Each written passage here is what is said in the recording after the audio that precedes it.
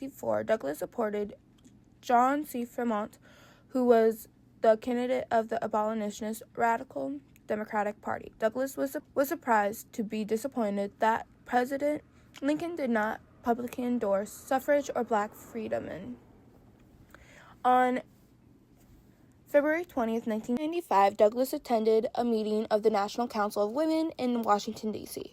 During that meeting, he was brought to the platform and received a standing ovation. Shortly after he returned home, Douglas died of a heart attack. Because of the exact date of his birth is unclear. He would have been 76 or 77. 76 if he was born after February 20th, 1818, or 77 if he was born on or before February 20th, 1818.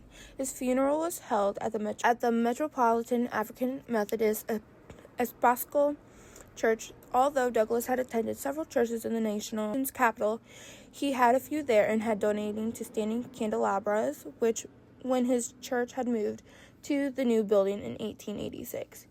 He gave many lectures there, including his last major speech, The Lessons of Honor.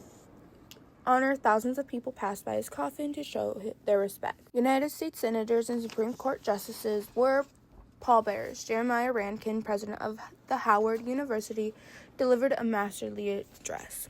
A letter from Elizabeth Cady Stanton was read. The Secretary of Haitian Liberation expressed the condolence of his country in melodious French.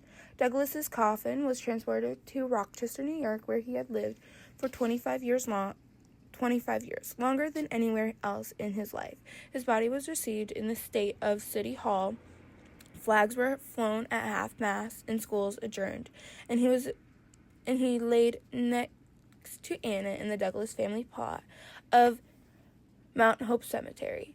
Helen was also buried there in 1903. His grave is with that of Susan B. Anthony, the most visited in the cemetery, a marker erected by the University of Rochester and other friends, described him as an escaped slave, abolitionist, suffragist, journalist, and statesman, founder of the civil rights movement in America. That's the story of Frederick Douglass, abolitionist, journalist in the 19th century of America.